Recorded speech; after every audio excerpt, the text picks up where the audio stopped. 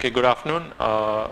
Today the topic is the importance of mental health in the age of all-round distress, and it's a very important topic because as you can see all around you, there's a lot of people who are distressed physically and mentally, as well as the state, the infrastructure, the climate change that has affected people, and nature, animals. Everyone's affected by distress, and it's important that we as human beings take care of our emotional distress so that we are able to improve the climate in the on earth, and make it much more habitable for people and animals. Discomfort guides my tongue and bids me speak of nothing but despair. That was what Richard II had said long back in 1595. And what does that mean? It means that when we experience discomfort, that's what's primary in our mind all the time. It takes over everything else. We're not able to think clearly. We are not able to function clearly, and everything we speak about or the way we react to situations is governed by that discomfort. Trauma is anything that overwhelms the brain's ability to cope. So when you suffer a trauma, it means that you're suffering something that is preventing your brain from coping, right? What are the causes of distress in modern life? Constantly being connected in today's world is one major area of distress. Over and above that, climate change, change in human behavior patterns, increasing incidence of natural disasters, self-centered, irresponsible progress, and many more. Yeah, food habits also, having artificial foods, fast foods, absolutely, yeah. So all this contributes to distress in human beings and in all living creatures. Technology is wonderful. We can connect with people far away in different time zones and have an insight into their lives simply by sitting passively behind a smartphone or a laptop. It helps us to feel connected, right? But that's not the only thing that it does. It also has a negative impact on our lives. With improvements in technology, we're typically tethered to our phones as work emails pile up. We're also constantly connected via social media, which has its upside and downside. So it's not really all good when we're talking about technology. Digital devices are very stressful, making a more stressful. Absolutely. So you tend to get much more stressed out because you're on constantly connected to a technology. Absolutely. Depressed. Yeah. So we need to detox from that. That's important that we detox from absolutely. So unplug from being constantly connected. So we need to unplug occasionally or for larger stretches of time so that our mind and our body is allowed to heal. We need to give our body and mind enough time to heal, and for that we need to be disconnected from all technology. Improve our coping skills. We need to improve our coping skills because our coping abilities is what governs how we react to situations, how we deal with situations, how we handle crisis in our lives, and how our lives will go on from here. As much as we talk about decreasing unhelpful coping skills like alcohol, comfort eating, procrastination, it's important to develop coping skills that actually help. Below, we're looking at two great starting points. Take action when it comes to healthy habits. So, like you said, food habits is very important. The kind of foods that we eat, it governs our health, right? So, why do you think there's a higher incidence of cancer today? It's also because of our food habits and our lifestyle habits. We are eating fast foods, we are eating contaminated foods, absolutely contaminated foods.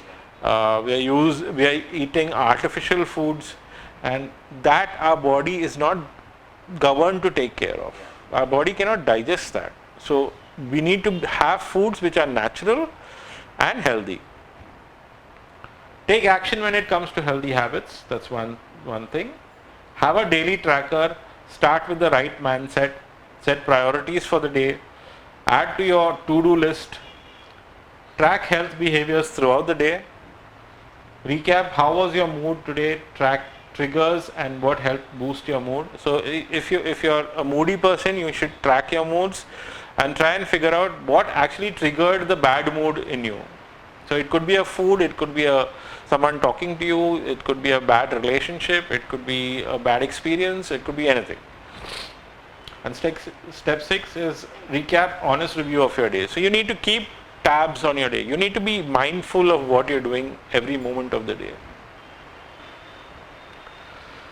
How do we cope? We need to boost our overall resilience and well-being. So communicate, maintain positive and personal connections, avoid seeing a crisis as unconquerable, be accepting of change, move forward towards our goals, take positive, decisive action, look for opportunities for self-discovery, keep things in perspective. That's very important. You don't exaggerate a situation to a point where we think that it's bigger than what it actually is. Nurture a positive view of yourself. Always nurture a positive view of yourself, because it's important that if you stay positive, then everything around you will also start turning positive. How values-based living boosts mental resilience and mood. Studies show that people with a sense of meaning and purpose cope better with life's challenges. So it's important we need to have a meaning in life. We need to have a value for what we're doing in life. We need to value our life itself. I mean, if we don't have value for our lives, then we will start procrastinating, we will start feeling depressed, we'll start feeling distressed about everything, we'll start saying this is not good, that is not good, and we'll start being negative totally. And because we're negative, we'll start deteriorating mentally. Distress tolerance. So it's called radical acceptance. Basic principles of accepting reality. Life can be tough. Life is not going to be easy. Life is tough. And it's going to be tough. We need to accept that. The sooner you understand that life is not always fair or easy, the better you will be able to accept things that are out of your control. Some things cannot be changed. We need to accept that some things will not change. It's going to be the same way. Now, if you are in a relationship with a person who has a controlling personality, that person is not going to stop being controlling, how much ever you want it to change. So you need to accept that that person is going to be that way, but I will do things which will make my life more acceptable. So we need to change ourselves or adapt to the situation.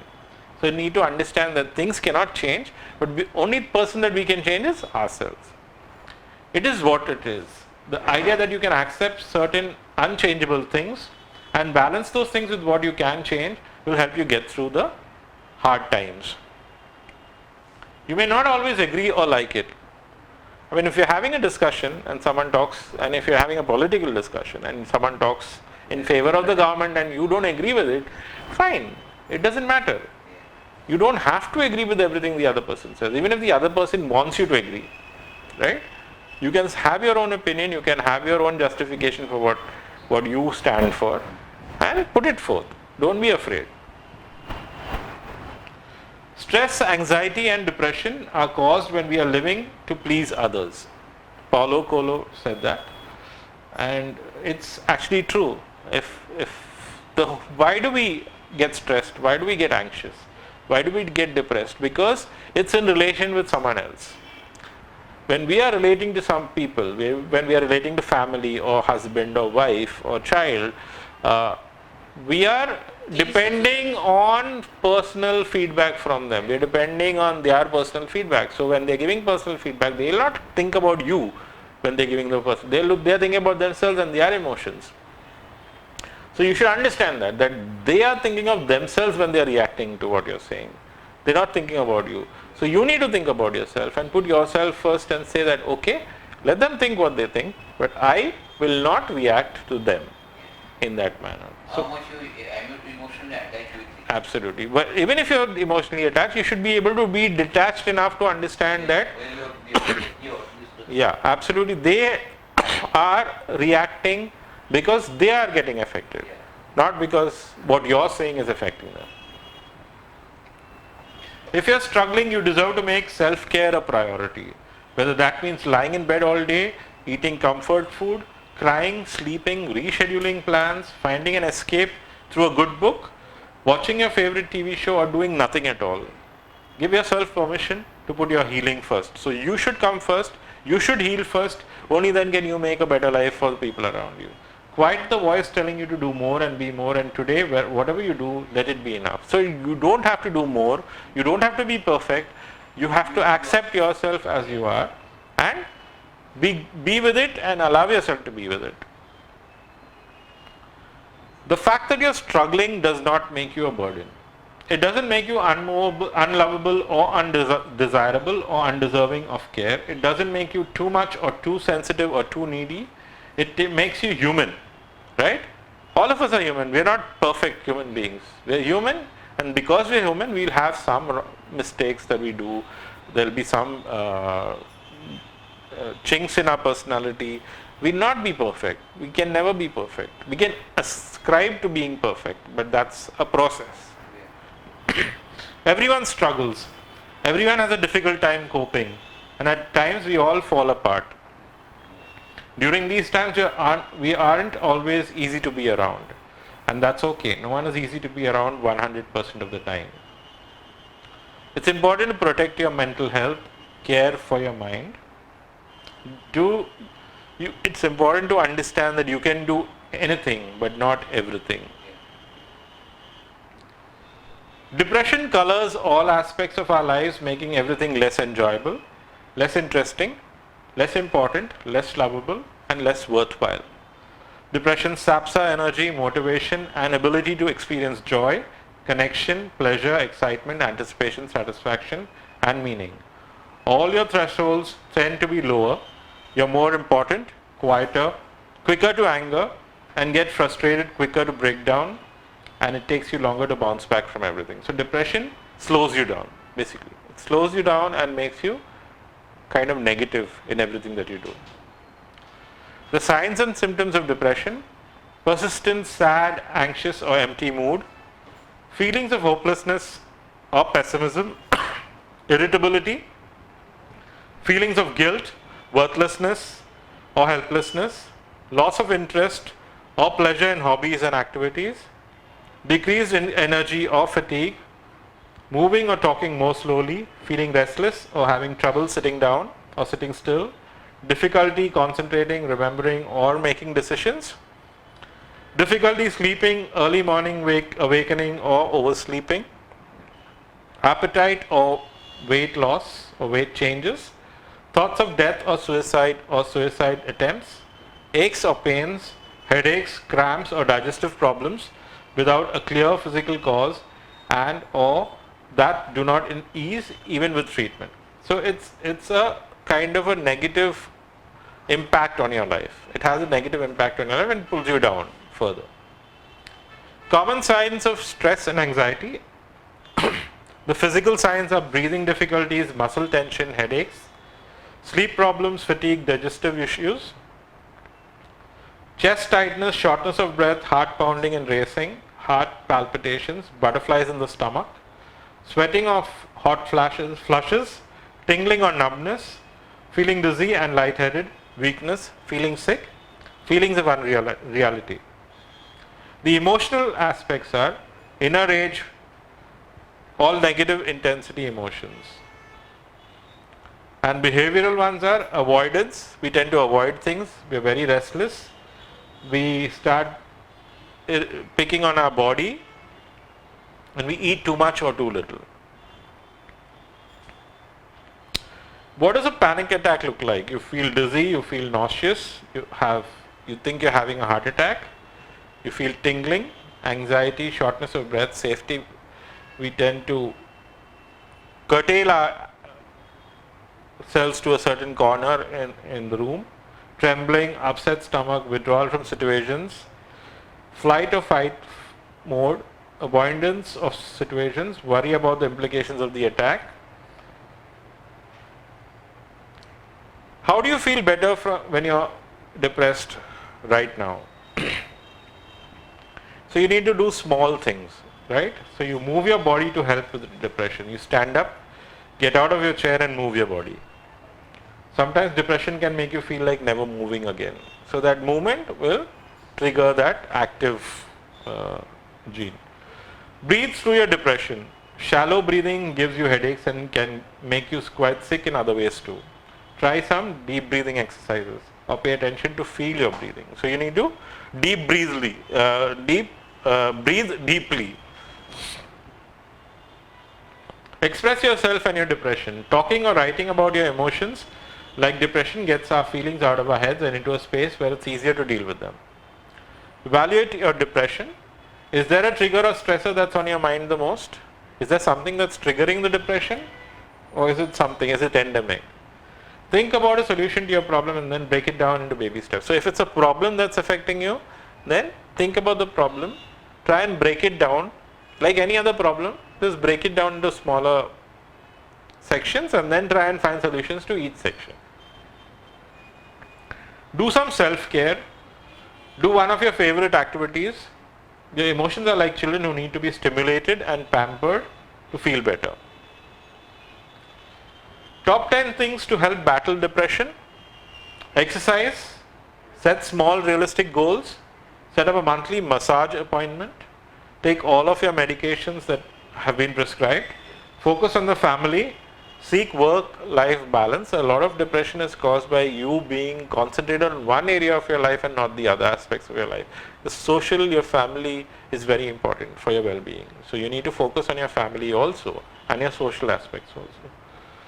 Stay spiritually fit. You can involve yourself in spirituality or religion or any other thing that can make you feel good about yourself. Keep therapy appointments. Listen to music or get lost in a movie. Give back. Kindness counts. So if whatever you gain from life, you need to give back to other people also. So if you see someone who doesn't have the things you have, maybe you can share it with them also. That gives you a feeling of goodness. Building self-esteem while recovering from depression.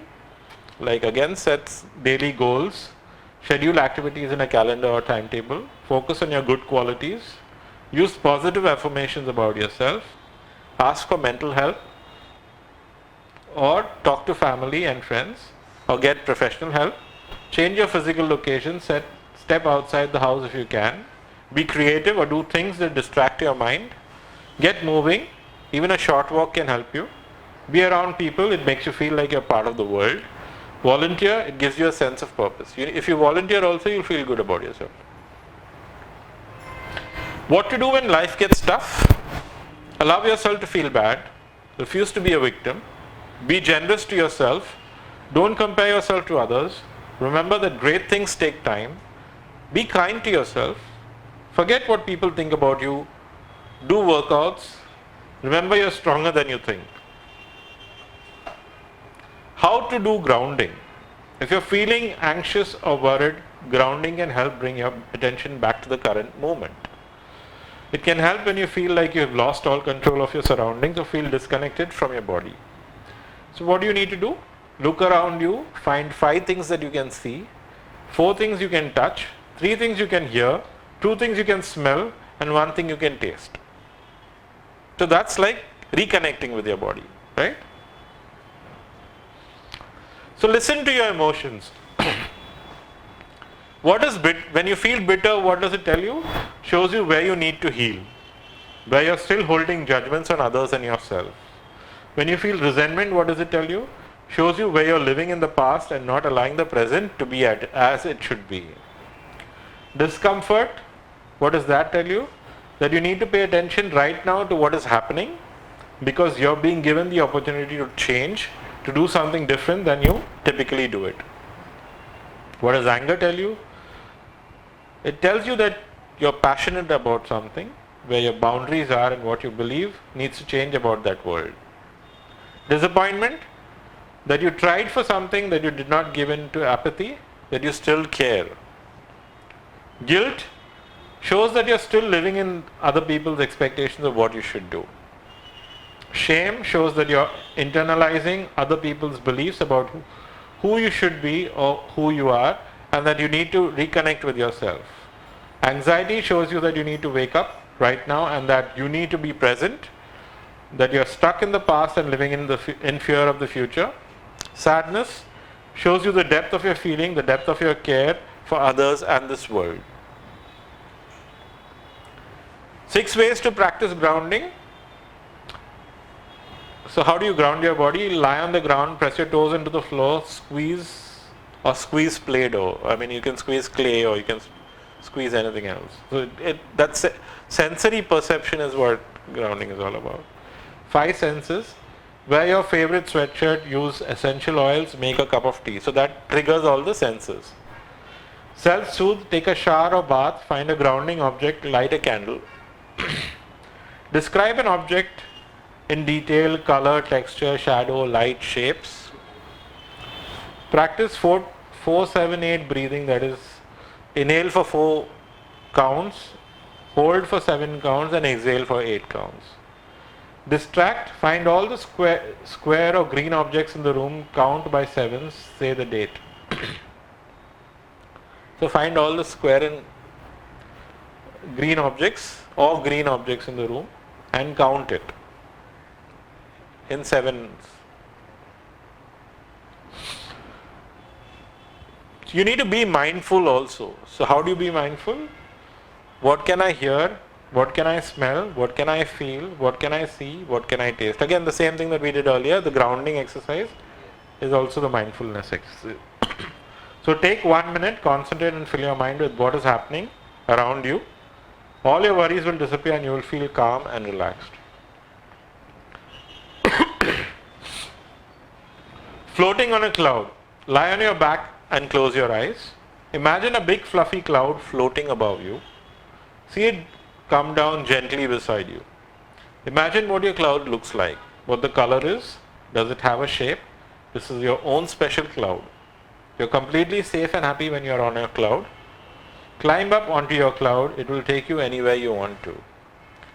What things do you see as you float on your cloud? Where will it take you? Let your cloud fly you to a special place where you can rest quietly and feel peaceful. So that's an exercise that you can do. It's like an imaginary exercise and it's creative imagination. So 7 types of negativity that you can kill. Perfectionism. No one is perfect. So you can try to achieve perfection, but you have to accept that you can't be perfect. Judgment over yourself and others. Try not to judge yourself or others. Try to keep understanding that you are not perfect and you will keep learning with every experience. Self-doubt is a weed that will take over your life if you don't kill it at the root. So you should try not to have self-doubt, because the minute you start doubting yourself, you are questioning your own existence.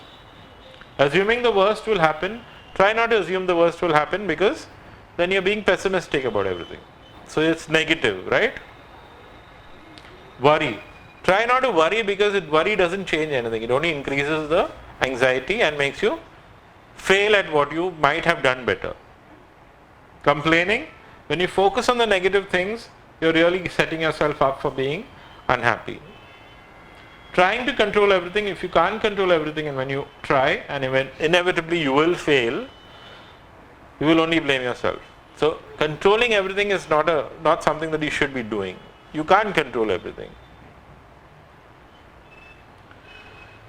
How do you change your daily life in the micro manner and the macro? So in the micro, if you look at it, for mental, emotional and spiritual healing, you need to create a morning routine, read a lot, meditate, spiritual practices, journaling, write journals, getting outside, spending time in nature, going for a walk, taking a fitness class, meeting a friend for coffee or a meal, cooking with others, talking to friends and family on the phone, spending quality time with loved ones. And in the macro aspect, you can live in an energizing city where lots of energy, you can feel the energy of the city. Like in a city like Bombay, you feel the energy, right? And if you go to a sleepy town, you won't feel the energy. It's like you're too relaxed and you feel very low, because there's not any energy. You're not meeting people, you're not communicating, you don't feel the buzz at that time. Creating a comforting home environment, that's very important. You need to create a comforting home environment.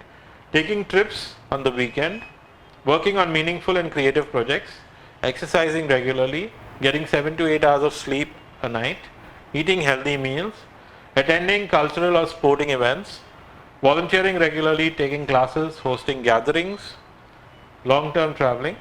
All this can help you. 10 things you must give up to move forward. Letting the opinions of others control your life, you should give it up. The shame of the past failures, forget about it. Being indecisive of what you want, be decisive. Procrastinating on the goals that matter to you, do things that matter on the time, within the time frame that is required. Choosing to do nothing, try not to do nothing. Do things that improve your life and make you feel good about yourself. Don't always feel the need to be right. Running from problems that should be fixed, you need to fix problems, don't run away from them. Making excuses rather than decisions, you need to make decisions, not excuses. Overlooking the positive points in your life, you need to always concentrate on the positive things in your life. Even if you feel crisis, when you feel negative about everything, you need to look at the positives within your life. You need to look at the fact that you were born, that you've lived for so many years, that you've done so much within those years. Don't look at what is happening right now. Look at the past and see that there are so many positives in your life. So look at the positives and concentrate on those positives. Be in the present moment, right? The moment right now is important, and be in this. So the 20 self-improvement ideas that will change your life are the same things that we spoke about earlier.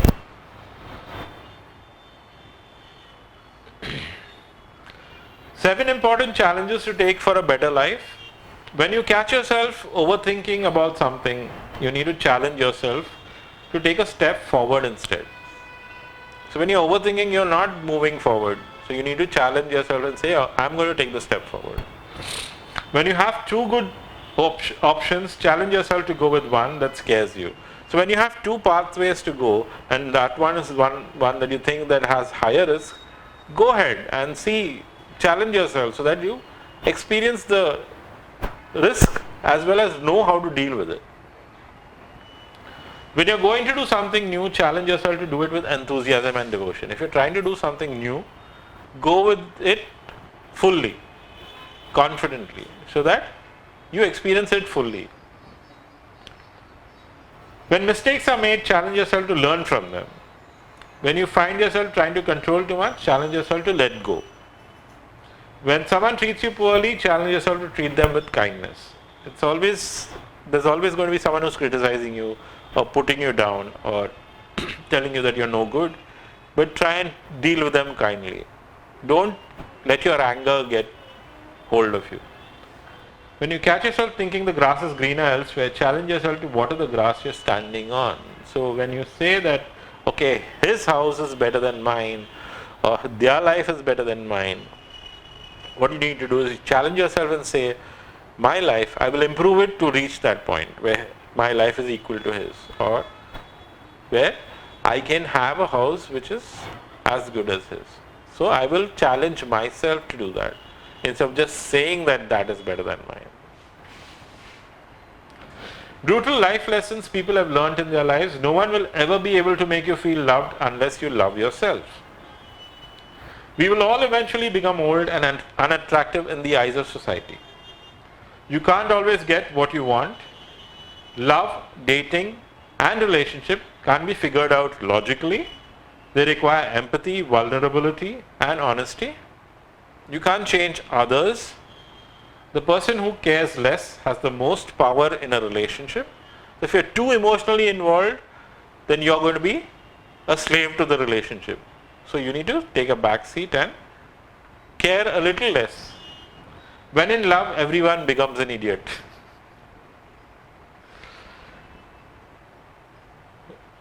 So the ways to make life simple, again, we've already discussed all these points. It's a continuation of the same.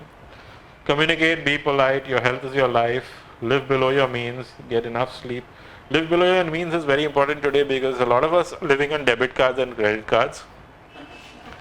And we tend to spend more than what we earn, right? So that's not right, because that only increases the tension in your life. It doesn't decreases the stress. You might have better lifestyles, but the tension and stress will only increase.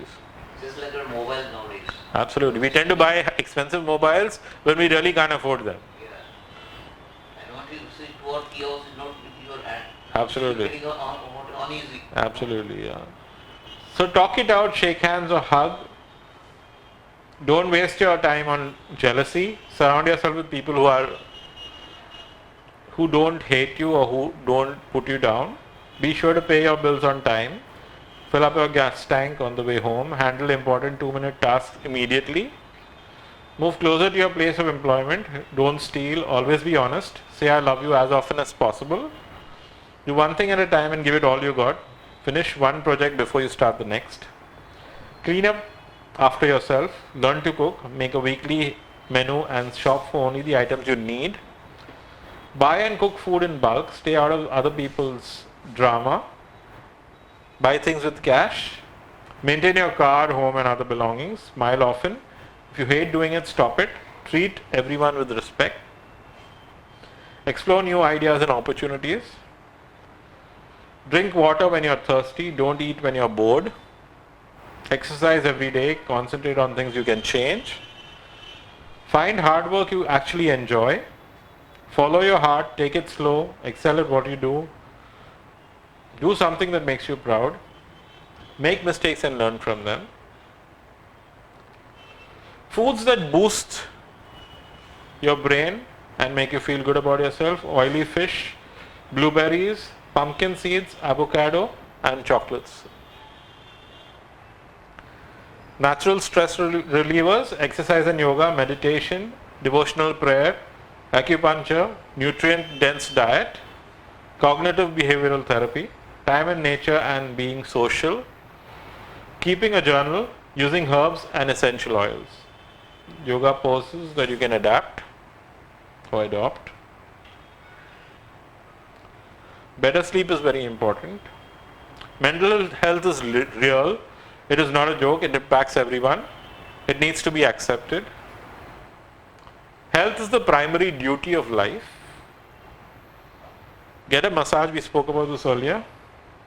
Eat well, and by eating well, not large quantities but enough to make you feel good, and healthy foods. Be happy. Incorporate stress relieving herbs and teas into your daily regimen.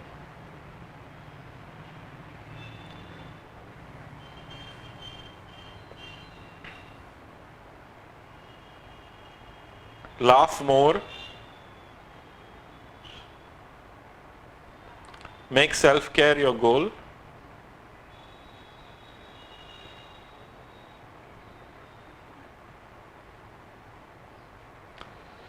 We care about helping you feel good inside and out.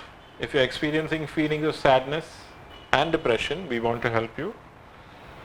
Mental health is important.